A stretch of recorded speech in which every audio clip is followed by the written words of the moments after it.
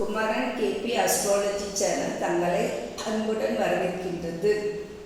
என்னை பெற்றெடுத்த தாய் தந்தையரை வணங்கி எனக்கு இந்த ஜோதிட நாமத்தை கற்றுக் கொடுத்த அனைத்து குருமார்களையும் வணங்கி என்னை பின்தொடர்ந்து படித்து கொண்டிருக்கும் அன்பு சகோதர சகோதரிகள், தாய்மார்கள், தந்தைமார்கள் அனைவருக்கும் என்னுடைய பணிவான வணக்கத்தை தெரிவித்துக் கொள்கின்றேன்.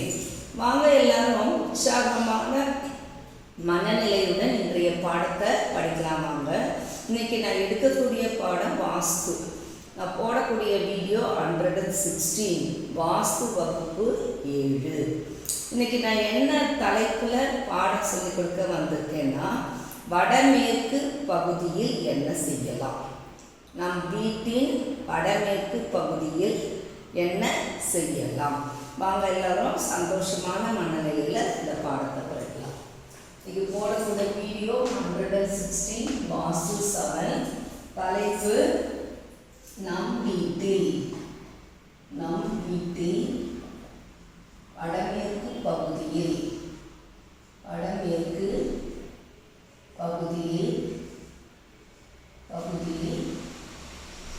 என்ன செய்யலாம்.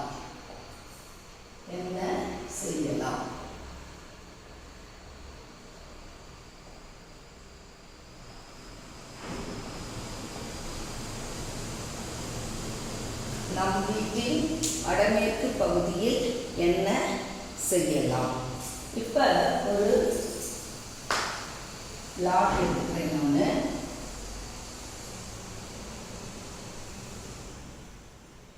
இது வடக்கு, இது கிழக்கு,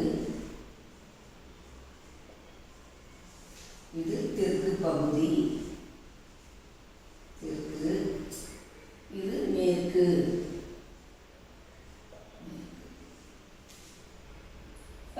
பில்டிங் எடுத்துக்கலாம். மனுஷனை தெற்கு பக்கமோ மேற்கு பக்கமோ குறைவா விடணும். வடக்கு பக்கம் கிழக்கு பக்கம் நிறைய இடம் காலியான விடலாம். சரிங்களா? இப்போ வடக்குல நிறைய விட்டுரும், கிழக்குலையும் நிறைய காலி இடம் எடுத்துரும்.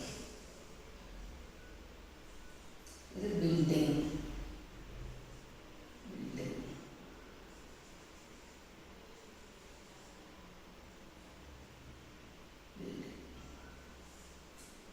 இந்த பில்டிங்கை நம்ம நாலாக பண்ணுறோம்.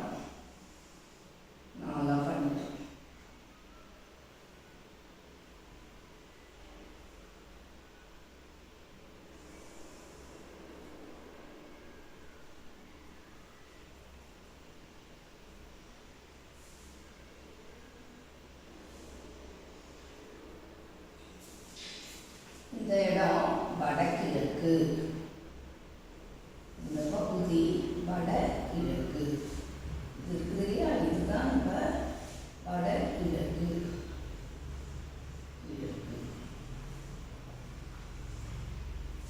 இந்த பகுதி வடமேற்கு. இந்த பகுதி தென்கிழக்கு.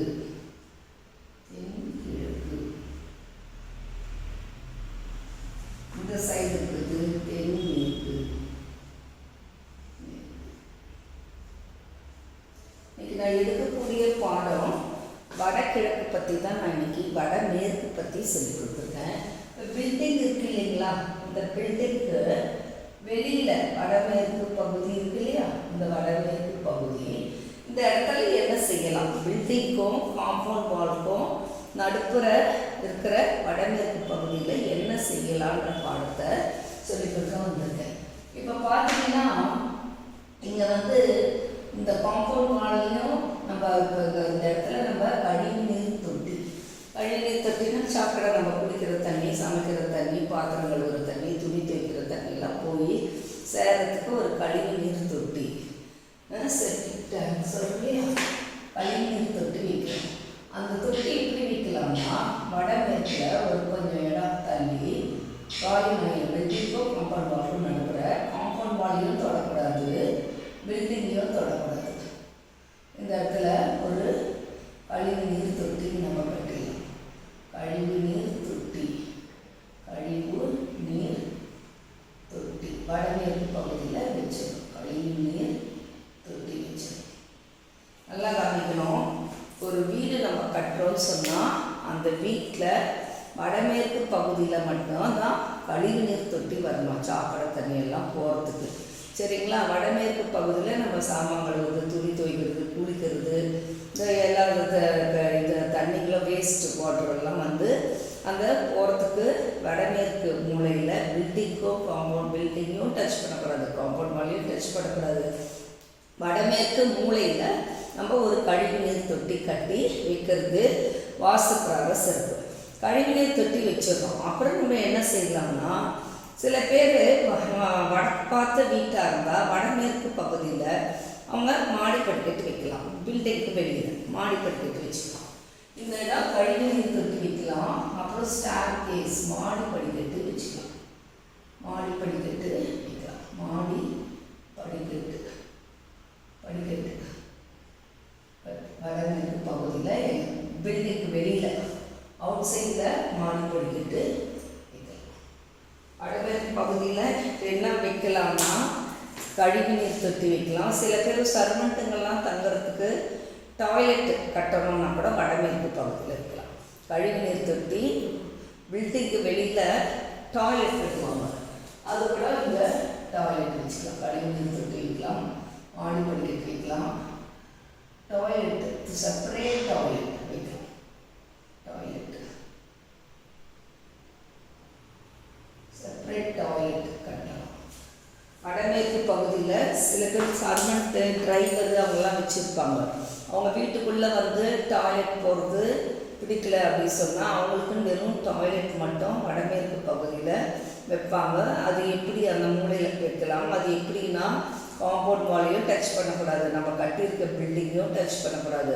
செப்ரேட்டாக அங்கே ஒரு டாய்லெட் நம்ம வெளியிலேருந்து வர்றவங்க யாருன்னா டாய்லெட் போகணும் அப்படின்னா யூஸ் பண்ண வச்சுக்கலாம். சர்வெண்ட்டு வீட்டில் தங்க வச்சுருந்தா சர்வெண்ட்டு குளிக்க டாய்லெட் போகிறதுக்கு ஒரு டாய்லெட் கட்டி வைக்கலாம். இல்லை டிரைவருங்க வீட்டோடு வச்சுருப்பாங்க, தோட்டக்காரங்க, வேலைக்காரங்க அப்படிலாம் வச்சுருந்தா மேற்கு பகுதியில் அது கேது பகவானுடைய இடம், அந்த இடத்துல கழிவுநீர் தொட்டி வைக்கலாம். டாய்லெட் செப்பரேட் டாய்லெட்டு கட்டலாம். அப்புறம் மாடி படிக்கட்டு வடமேற்கு மூலையில் பில்டிங் வெளியில் வைக்கணும்னு நினைக்கிறவங்க மாடி படிக்கட்டை வடமேற்கு பகுதியில் வைக்கலாம். சரிங்களா? இப்போ வடமேற்கு பகுதியில் என்னெல்லாம் வைக்கலான்றது பார்த்தேன். இந்த படத்தை இன்னொருக்கா பாருங்கள். இது காலி கிரவுண்டு, இந்த சைடு வடக்கு, இதில் தெற்கு, இது கிழக்கு, இது மேற்கு. இந்த காலி கிரவுண்டை 4ஆக பிரிச்சிடும். இந்த சைடு வடக்கும் கிழக்கும் சந்திக்கிற பகுதி வடகிழக்கு, வடக்கும் மேற்கும் சந்திக்கிற பகுதி வடமேற்கு, தெற்கும் மேற்கும் சந்திக்கிற பகுதி தென்மேற்கு, தெற்கும் கிழக்கும் சந்திக்கிற பகுதி தென்கிழக்கு. இதுக்குள்ள ஒரு சின்ன கட்டம் போட்டிருக்கோம் பார்த்தீங்களா, அந்த கட்டம் பில்டிங்லேருந்து அசைன் பண்ணும் பில்டிங். அப்போ இந்த பில்டிங்க்கும் காம்பவுண்ட் வாலுக்கும் நடுப்புற வடமேற்கு பகுதியில் காலி இடம் இருக்கு இல்லைங்களா? பில்டிங்க்கும் காம்பவுண்ட் வாலுக்கும் வெளியில் வடமேற்கு பகுதியில் இதெல்லாம் காலி இடம் தான். நான் எப்பவுமே சொன்னேன், மேற்கில் குறைவாக இடம் விடணும், காலி இடம். தெற்கில் குறைவாக விடணும், வடக்குலேயும் கிழக்குலேயும் நிறைய காலி இடங்கள் விடுறது சிறப்பு. இப்போ வடக்கில் கிழக்கில் நிறைய காலி இடம்னா நல்ல வெளிச்சம், சூரிய வெளிச்சம், காற்று எல்லாம் வர்றது பாசிட்டிவ் எனர்ஜி ரொம்ப நல்லது, சுபிச்சம் குடும்பத்துக்கு நல்லது செய்யும். நிறைய இடம் விடலாம் காலியாக. மேற்கில் விட்டதை டபுளாகவும் விடலாம், இல்லை கொஞ்சம் கூடவும் விடலாம். தெற்கில் விட்டதை விட கூட விடலாம், கூடவும் விடலாம், டபுளாகவும் விடலாம். நம்ம விருப்பம் தான். விட்டுட்டு வடமேற்கு பகுதியில் கழிவுநீர் தொட்டி செப்டிக் டேங்க் வைக்கலாம். அப்புறம் சர்வெண்ட்டுங்க, வாட்ச்மேனுங்க, தோட்டக்காரங்க, டிரைவருங்க அப்படியெல்லாம் இருந்தாங்கன்னா அவங்களுக்கு வடமேற்கு பகுதியில் ஒரு டாய்லெட்டு கட்டி விடலாம், டாய்லெட் கட்டி விடலாம். அப்புறம் வடமேற்கு பகுதியில் பில்டிங்க்கு வெளியில் மாடி படிக்கட்டு தனியாக வச்சு மாடியில் பண்ணணும்னா அந்த வடமேற்கு பகுதியில் மாடி படிக்கட்டு வைக்கிறது நல்லது. இது 3 இன்னைக்கு நான் சொல்லி கொடுத்துருக்கேன்.